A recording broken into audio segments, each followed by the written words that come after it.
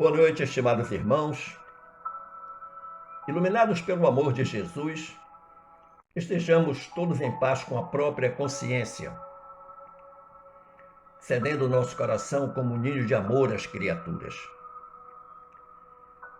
Foi-nos solicitado refletir hoje sobre o tema indulgência, parte integrante do capítulo 10 de nosso Evangelho, cuja temática central é bem-aventurados os misericordiosos. Três benfeitores espirituais colaboraram nesse tema. José, espírito protetor, em mensagem trazida em Bordeaux em 1863. João, bispo de Bordeaux, em 1862. E do Fetre, bispo de Nevers, mas da qual desconhecemos a data, o ano de sua mensagem. No esforço de síntese, podemos dizer que o espírito protetor José tratou de apresentar o lado conceitual da indulgência, apresentando-a como um sentimento doce e fraternal, como também se ocupou em dar as principais características do ser indulgente, como alguém que não vê os defeitos de outrem e, se os vê, evita falar deles, que não se ocupa com os atos maus das pessoas, a menos que seja para prestar um serviço. Então José já começa a sua instrução de uma forma brilhante, admoestando mesmo a cada um de nós, ao dizer que nós não devemos estar vendo ou procurando defeitos no outro.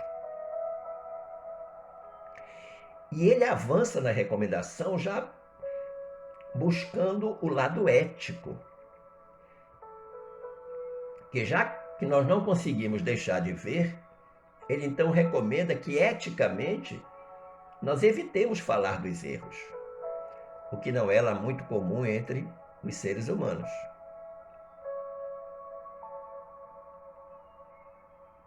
E ele, na sua instrução, ele diz: não se ocupa com os atos maus das pessoas, a menos, faça uma ressalva, que seja para prestar um serviço, que seja para ajudar, para colaborar, para tirar a pessoa, a criatura, daquela situação de dificuldade que o seu ato mau representa.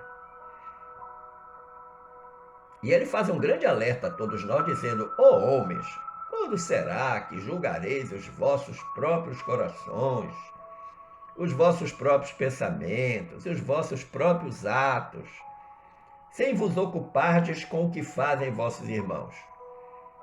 Quando só terei olhares severos sobre vós mesmos, diz José. Ele está dizendo para nós: olha, primeiro cuida da tua vida. Primeiro analisa o teu comportamento, os teus pensamentos, os teus atos. E o tempo em que você gastaria se ocupando com a vida alheia, ocupe com sua própria vida. E mais, tenha um olhar sobre esses pensamentos, atos, condutas, atitudes, tenha um olhar severo. Mas, na realidade, o nosso olhar severo é sempre para o que os outros fazem. E aí ele dá o melhor de todos os conselhos, né? Ele diz: sede, pois, severos para convosco, indulgentes para com os outros. Então ele é prático, sincero e objetivo. João, trilhando um caminho parecido com o de José, apresenta-nos duas formas de ajudar as pessoas no tocante à indulgência. Ele diz: sustentai os fortes animai-os à perseverança. Fortalecei os fracos, mostrando-lhes a bondade de Deus. Na realidade, ele apresenta duas situações diametralmente opostas, a dos fortes e a dos fracos. Para os fortes, indulgentemente, nós devemos animá-los à perseverança, animá-los a continuar no caminho do bem, na trilha do bem, fazendo o bem. E para com os fracos, nós devemos entusiasmá-los, retirá-los dessa situação de fraqueza, mostrando-lhes a bondade de Deus para com todos nós, que enquanto seres imperfeitos, inconclusos, inacabados, seres em evolução, é natural que nós tenhamos dificuldade, que nós possamos cair em tentação e erro. E para com esse tipo de situação, de pessoa, João diz que a gente deve apresentar para eles a bondade de Deus, que é infinita, é misericordiosa.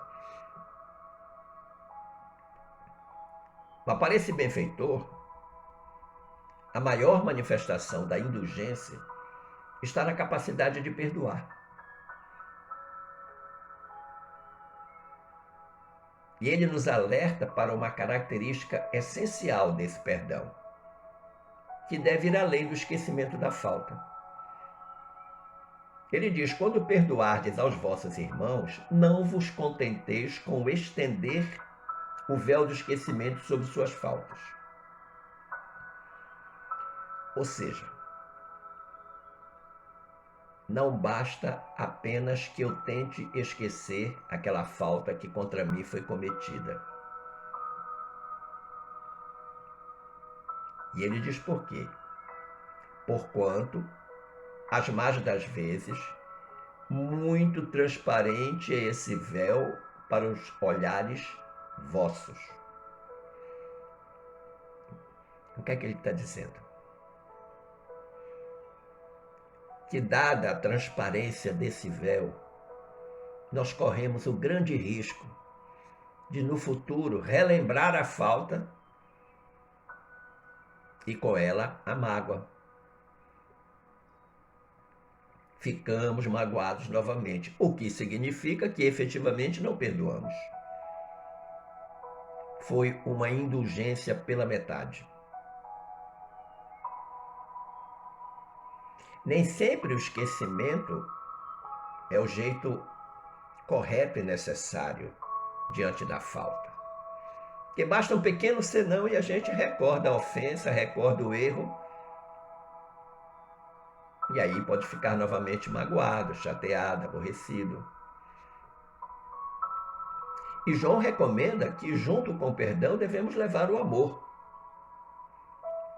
E é fato que aquele que ama verdadeiramente sabe perdoar.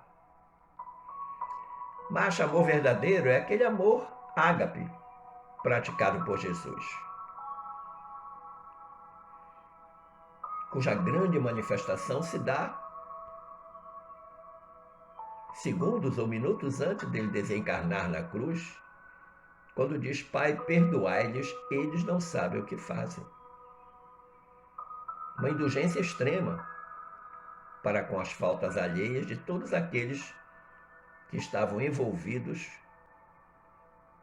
no triste episódio do Gólgota.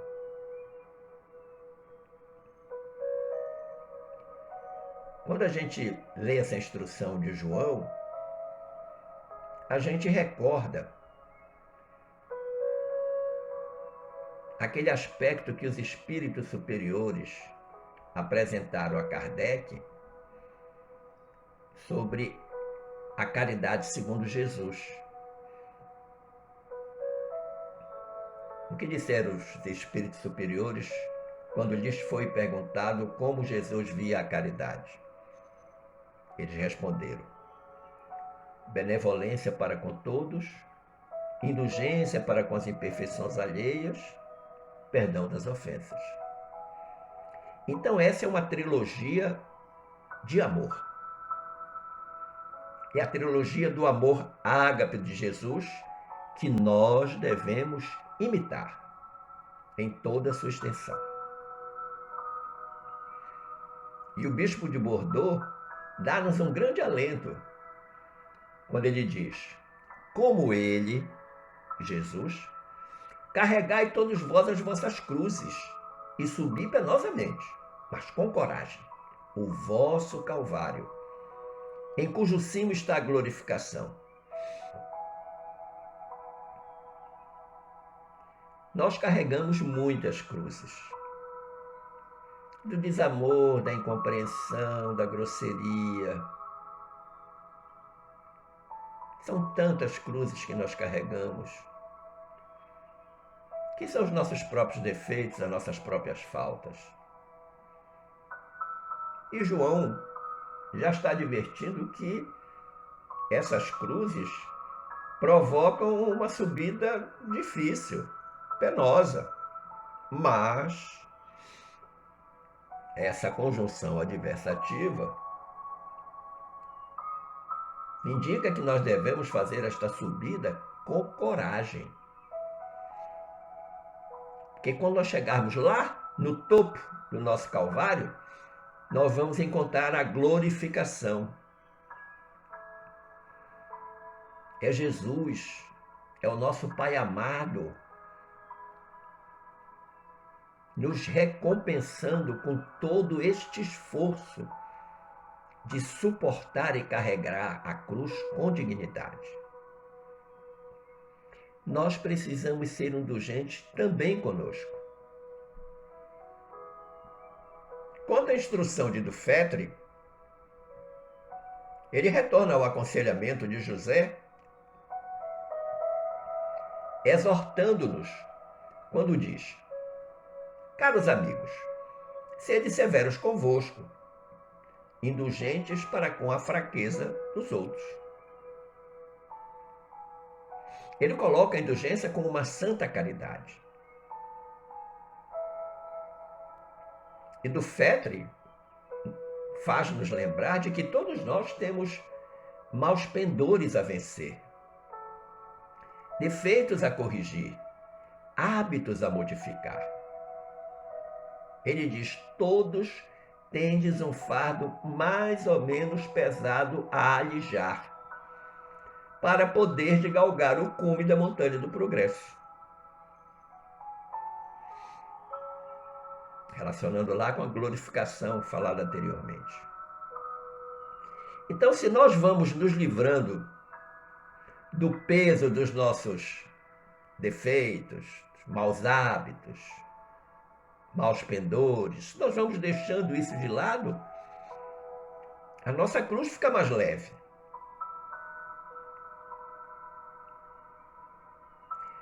Mas Dufetre faz ainda uma chamada de atenção, um verdadeiro puxão de orelha mesmo, quando ele diz: quando deixareis de perceber nos olhos de vossos irmãos o pequenino argueiro que os incomoda,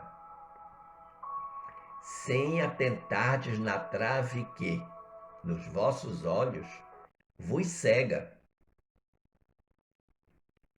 fazendo-vos ir de queda em queda. E esta é outra passagem evangélica de Jesus. É muito fácil a gente perceber o cisco no olho do outro e não perceber a grande trave que está nos nossos olhos.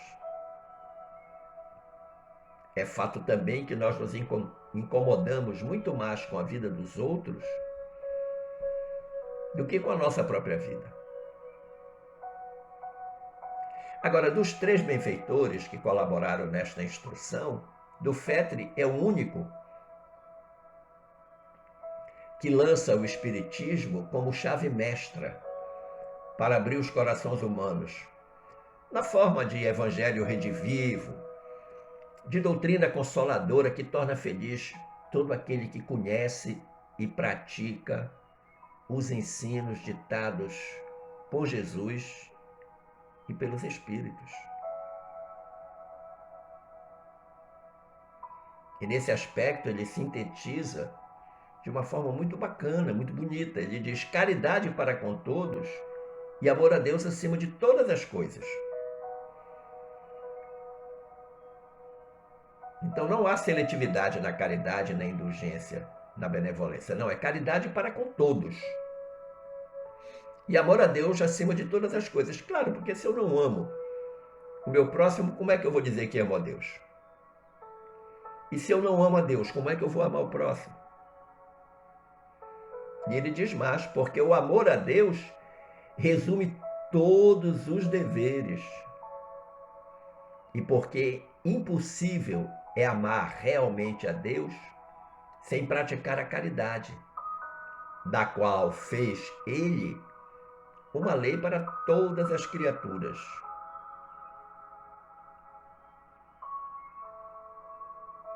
Lembrar lá a nossa última lei moral, na parte terceira de O Livro dos Espíritos.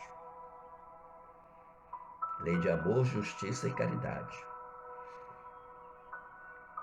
Mas eu considero que seja oportuno nesta hora o aconselhamento de Emmanuel, que está contido lá no capítulo 3, intitulado Ante a Indulgência Divina, da obra Atenção.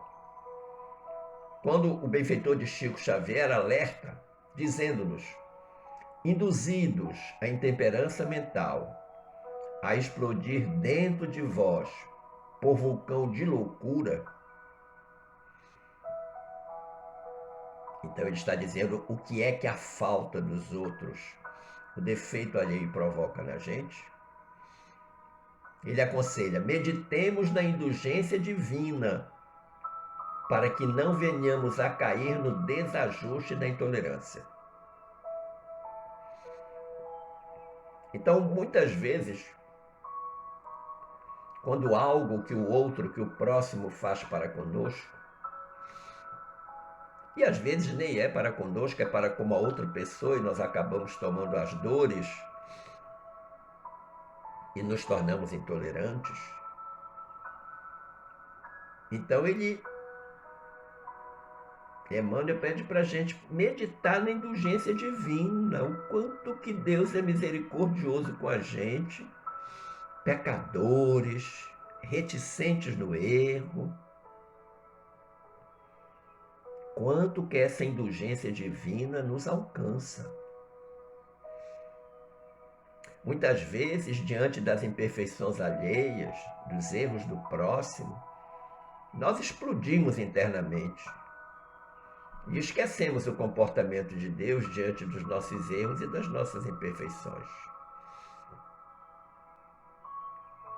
Depois de apresentar vários exemplos da nossa intemperança e da bondade divina, então Emmanuel, nesse capítulo, ele arremata de forma brilhante dizendo: não ouvides da tolerância de Jesus, o nosso eterno amigo.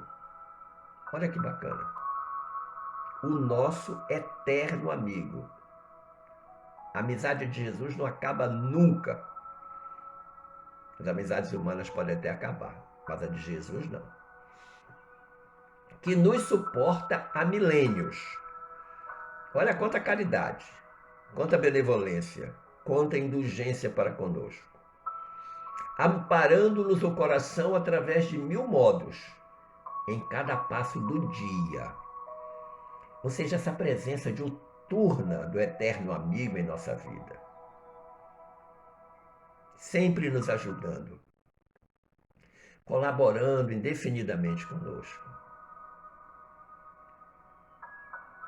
E por gratidão a Ele, que não vacilou em aceitar a própria cruz para testemunhar-nos benevolência. Então Emmanuel está dizendo: olha, pensa em Jesus, seja grato a Ele pelo que Ele faz por ti e pelo que Ele fez por todos com o sacrifício do Calvário. Sejamos aprendizes autênticos da fraternidade, porquanto somente no perdão incondicional de nossas faltas recíprocas conseguiremos atender-lhe ao apelo inovidável: amai-vos uns aos outros como eu vos amei.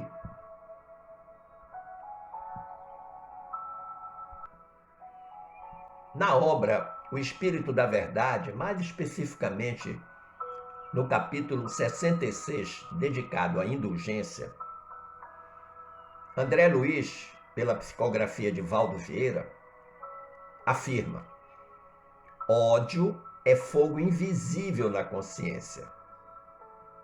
O erro, por isso, não pede aversão, mas entendimento.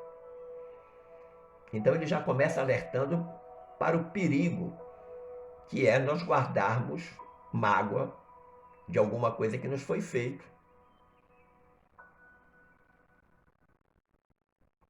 E ele diz que a gente, diante dessa circunstância, não deve ter aversão, não deve ter raiva, não deve ter mágoa, não deve ter ódio, mas devemos ter entendimento. Ele diz mais: o erro nosso requer a bondade alheia. Erro de outrem reclama a clemência nossa. Lei de causa e efeito. Como é que para mim eu vou querer compreensão diante do meu erro e não quero ser clemente para com o erro do outro? Não quero compreender a falta do outro. Ele arremata dizendo: quanto mais conhecemos a nós mesmos, mais amplo em nós o imperativo de perdoar. Então, é uma coisa importante de nós refletirmos, que o perdão também tem a ver com o nosso autoconhecimento. Conhecer a fundo os nossos valores, entender como devemos colocá-los à disposição do próximo. Em época de grande ansiedade pela vacina contra o coronavírus,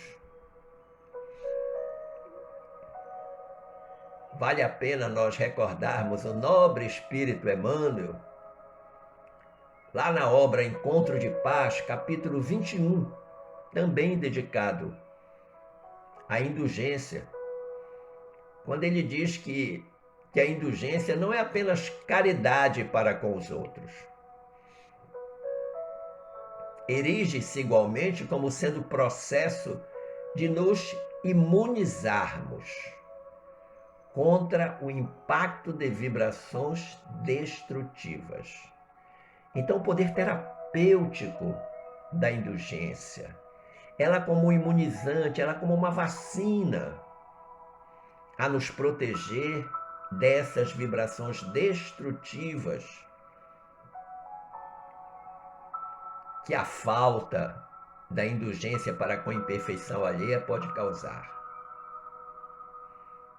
E ele prossegue dizendo: por isto mesmo, o tato deve estar conosco, a feição de porta-verdade, ou seja, o bom senso, a fim de que os nossos pensamentos não venham a ferir os outros,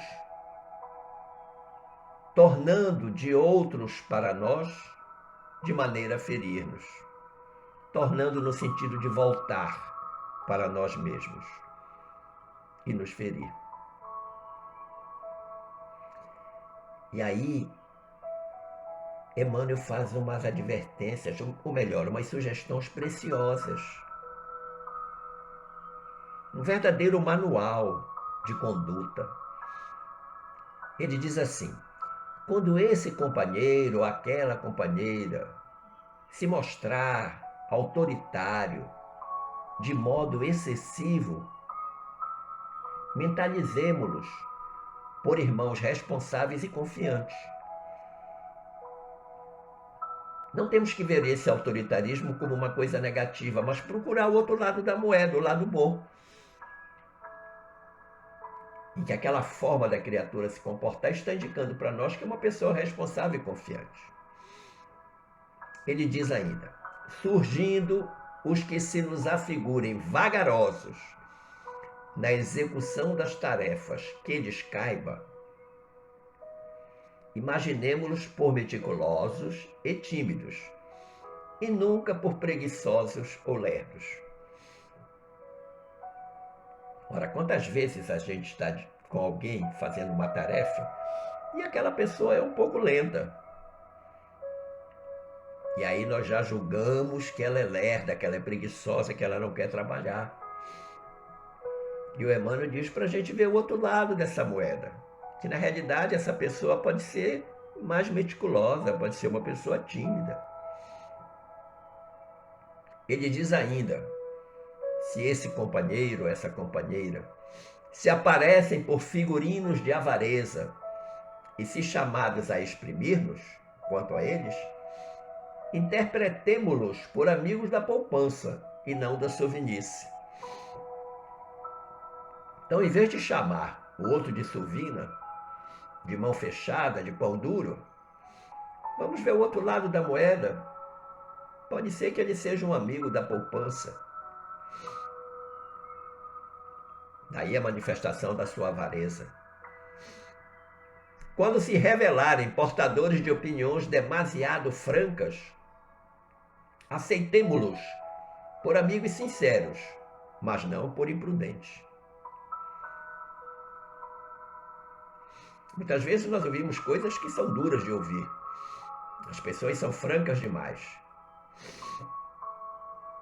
E nós não devemos considerá-los pessoas imprudentes, inoportunas, grosseiras, mas o outro lado da moeda diz que devemos vê-los por amigos sinceros. Naquelas pessoas em que se evidenciando facilmente irritáveis, vejamo-las por temperamentos emotivos e não por pessoas aborrecidas e intolerantes. Ou seja, Emmanuel está mostrando que sempre tem o outro lado da moeda e a gente sempre tem que amorizar esse nosso olhar diante da situação do outro e ver o lado bom. E ele termina dizendo: quando se nos destaquem aos olhos por irmãos indecisos ou amorfos, saibamos classificá-los por amigos cautelosos e moderados. Olha que bacana. O agir da criatura dá-nos a impressão de que ele é uma criatura indecisa. E o Emmanuel chama aqui de amorfo, ou seja, sem forma. E ao invés de nós pensarmos que ele é isso, nós devemos ver o outro lado da moeda e perceber que talvez eles sejam pessoas cautelosas e moderadas, ao invés de indecisa e amorfa. Indulgência sempre, para conosco e especialmente para com os outros. Mas a indulgência para conosco não deve significar que nos perpetuemos num erro, não. Todo erro precisa ser corrigido. Busquemos sentir e pensar, agir e realizar no bem. E saberemos sempre sacar do coração e do cérebro a boa palavra, capaz de compreender e de amparar, de orientar e de servir. Assim sendo, seremos plenamente indulgentes. Gratidão pelo carinho da atenção. Fiquemos todos em paz com Jesus. Forte abraço.